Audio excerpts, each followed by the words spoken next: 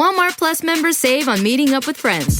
Save on having them over for dinner with free delivery with no hidden fees or markups. That's groceries, plus napkins, plus that vegetable chopper to make things a bit easier. Plus, members save on gas to go meet them in their neck of the woods. Plus, when you're ready for the ultimate sign of friendship, start a show together with your included Paramount Plus subscription. Walmart Plus members save on this plus so much more. Start a 30-day free trial at walmartplus.com. Paramount Plus Essential Plan only. Separate registration required. See Walmart Plus terms and conditions. Good morning. Thank you for listening to today's On the Verge Daily. I'm your host, Bob Phelan, recapping the AAA Norfolk games from Tuesday, April 2nd and Wednesday, April 3rd.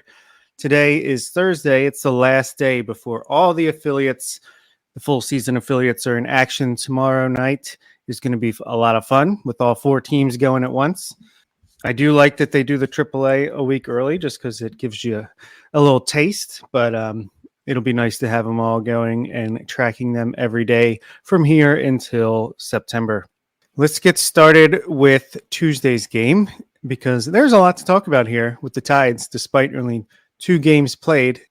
On Tuesday, they defeated the Charlotte Knights 10-6 behind a sparkling performance from Cade Povich, who in his first start of the season pitched 6 shutout innings, only gave up 1 hit, no walks with 5 strikeouts.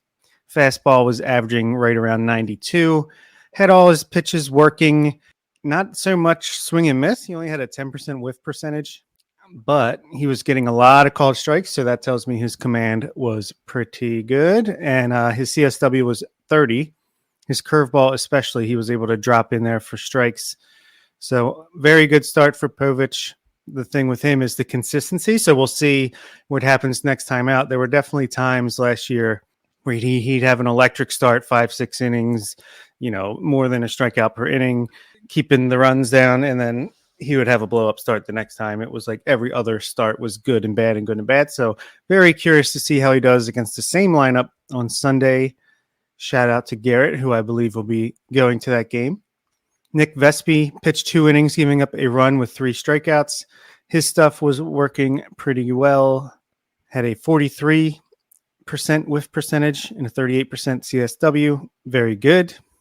The reason this was a close game at all in the end was because of Brian Baker, our old buddy, Matt Winter. Shout out.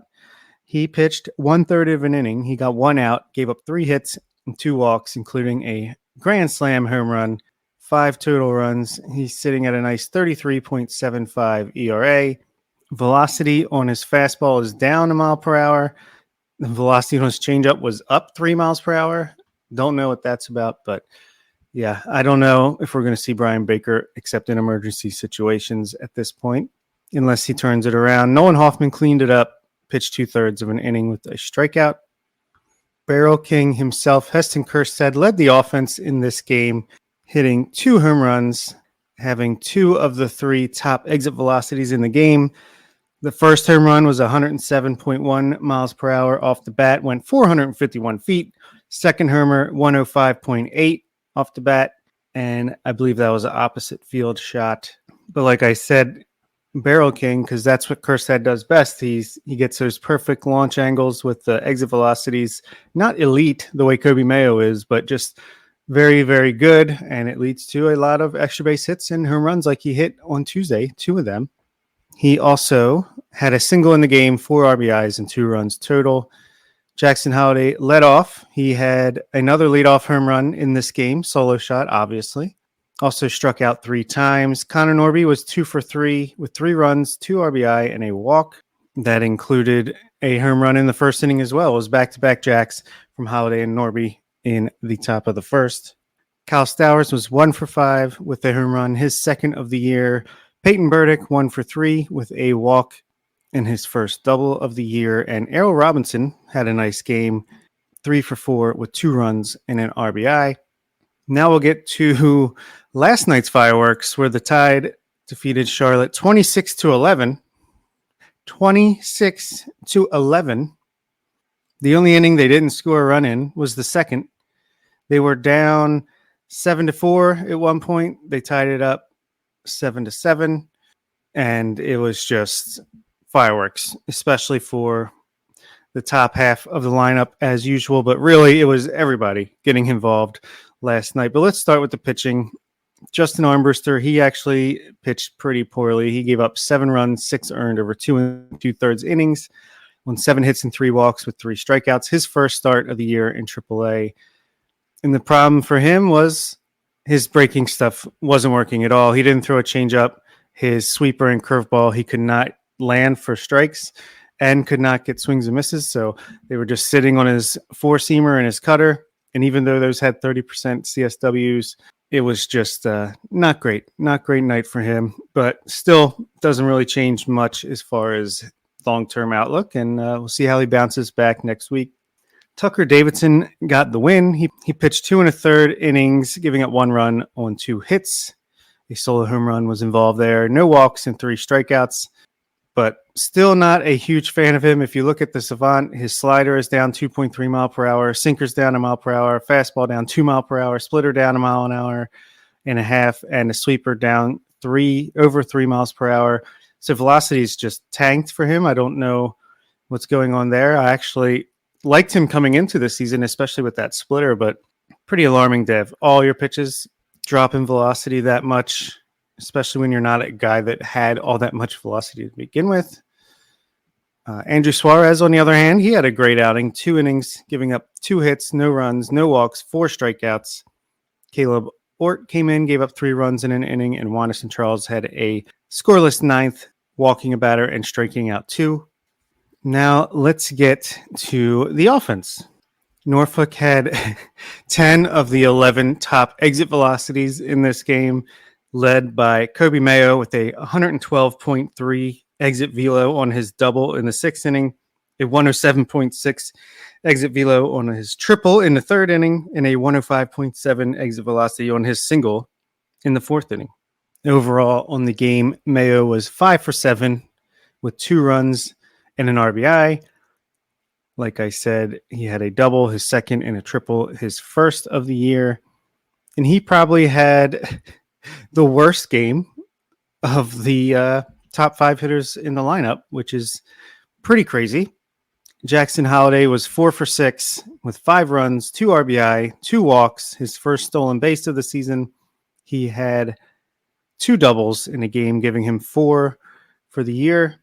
His exit velocities, including a 106.1 single in the 1st inning, a 105.6 mile per hour single in the 5th inning, and a 103.6 mile per hour double in the 8th inning. Connor Norby was 2 for 5 with 3 runs, 3 RBI, 2 walks, a double, his 2nd, and a home run, his 3rd. He did not appear in the top 11 exit velocities despite that amazing game. Guess who else didn't appear in the top 11 exit velocities? Heston Kjerstad, who is off to one of the best starts to a season I've ever seen in my life for any level. He didn't even break 100 mile per hour on the exit velos, but Mr. Barrels, as I'm going to start calling him, really did the damage that he could with the launch angles and where he's putting it, because he was 5 for 7 with 4 runs and 10 RBI with 2 doubles, giving him 3 on the season, and 2 home runs, giving him 4. So he had 4 home runs in the first 2 games of this week. And how long can Tony Kemp and Ramon Arias continue to stay in the Orioles roster when these guys are down here doing this? These 5 guys just want to get to the majors, and at least 1 or 2 of them should very soon. Kyle Stowers, another one, 4 for 7 in the game, 3 runs, 7 RBI, his 2nd double of the year, and 3 home runs in the game, just like he did in spring training. He's got 5 now on the year. His exit velocities included 107 on the home run in the 1st inning, 104.9 on the home run in the 6th inning, and 103.5 on the double in the 3rd inning. Also had a 100 mile per hour exit velocity home run in the 7th. Peyton Burdick, who the Orioles traded for, tried to pass through waivers. He got claimed. Then they claimed him back later. He's off to a tantalizing start as well, playing center field. Was 3 for 5 in this game with 3 runs, an RBI, and a walk. He had a double, his 2nd, and a home run, his 3rd. And he's batting .375 with a 1563 OPS so far on the year. He hits the ball incredibly hard, strikes out a lot. Good role model for Judd Fabian, perhaps. I think Fabian plays much better defense and has better speed, but Burdick has some serious pop in the bat. Nice guy to have down there in AAA for depth. Diego Castillo played third base, was 2 for 6 with a run and a walk, his first double of the year. He's batting .308 with an .823 OPS so far. David Banuelos had the game of his life and is barely a footnote. 3 for 6, 3 runs, 2 RBIs, a walk, his first home run of the season. He's batting .273 with an .878 OPS, and Errol Robinson was 1 for 7 with 2 runs, batting .316 with an .876 OPS on the season. Banuelos also stole his first base of the year as a catcher. Now, it's been 5 games, Norfolk. They're 4-1. Here's the stats for the top 5 hitters on the season so far for the Tides. Jackson Holliday is batting .400 with a 1248 OPS. He has 12 runs, 4 doubles, 2 homers, 8 RBI, 3 walks, and a stolen base. Kobe Mayo is batting .385 with a 1039 OPS, 5 runs, 2 doubles, a triple, a home run, and 4 RBI. Heston Kjerstad is batting .583 with a 1785 OPS, 10 runs, 3 doubles, 4 home runs, and 18 RBI on the year. Connor Norby is batting .435 with a 1394 OPS, 8 runs, 2 doubles, 3 home runs, 9 RBI, and 3 walks. And Kyle Stowers is batting .400 with a 1503 OPS, 8 runs, 2 doubles, 5 home runs, and 14 RBI.